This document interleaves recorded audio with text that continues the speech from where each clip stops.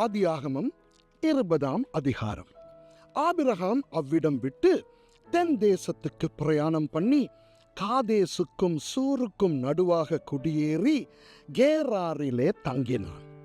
அங்கே ஆபிரகாம் தன் மனைவியாகிய சாராளை தன் சகோதரி என்று சொன்னதினாலே கேராரின் ராஜாவாகிய அபிமெலேக்கு ஆள் அனுப்பி சாராளை அழைப்பித்தான்.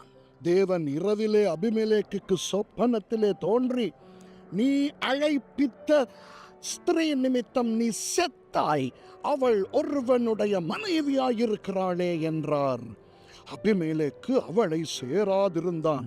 ஆகையால் அவன், ஆண்டவரே, நீதியுள்ள ஜனங்களை அழிப்பீரோ? இவள் தன் சகோதரி என்று அவன் என்னோடே சொல்லவில்லையா? அவன் தன் சகோதரன் என்று இவளும் சொன்னாளே. உத்தம இருதயத்தோடும் சுத்தமான கைகளோடும் இதை செய்தேன் என்று சொன்னான். அப்பொழுது தேவன், உத்தம இருதயத்தோடு நீ இதை செய்தாய் என்று நான் அறிந்திருக்கிறேன். நீ எனக்கு விரோதமாக பாவம் செய்யாத படிக்கு உன்னை தடுத்தேன். ஆகையால் நீ அவளை தொட நான் உனக்கு இடம் கொடுக்கவில்லை.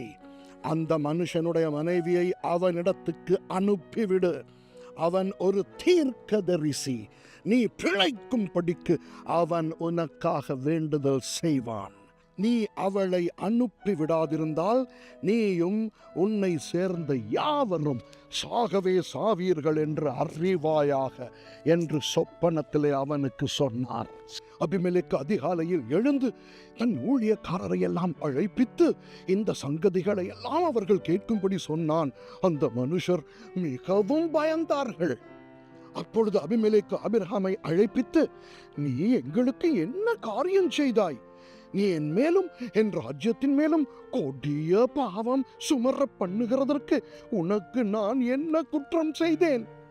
செய்யத்தகாத காரியங்களை என்னிடத்தில் செய்தாயே என்றான். பின்னும் அபிமெலேக்கு ஆபிரகாமை நோக்கி, எண்ணத்தை கண்டு நீ இந்த காரியத்தை செய்தாய் என்றான். அதற்கு ஆபிரகாம், இவ்விடத்தில் தெய்வ பயம் இல்லை என்றும் என் மனைவி நிமித்தம் என்னை கொன்று போடுவார்கள் என்றும் நான் நினைத்தேன். அவள் என் சகோதரி என்பதும் மெய்தான். அவள் என் தகப்பனுக்கு குமாரத்தி, என் தாய்க்கு குமாரத்தி அல்ல. அவள் எனக்கு மனைவியானாள்.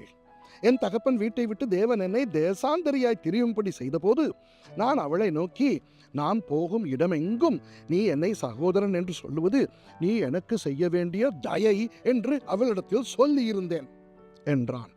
அப்பொழுது அபிமெலேக்கு ஆடு மாடுகளையும் வேலைக்காரரையும் வேலைக்காரிகளையும் ஆபிரகாமுக்கு கொடுத்து அவன் மனைவியாகிய சாராளையும் அவனிடத்தில் திரும்ப ஒப்புவித்தான்.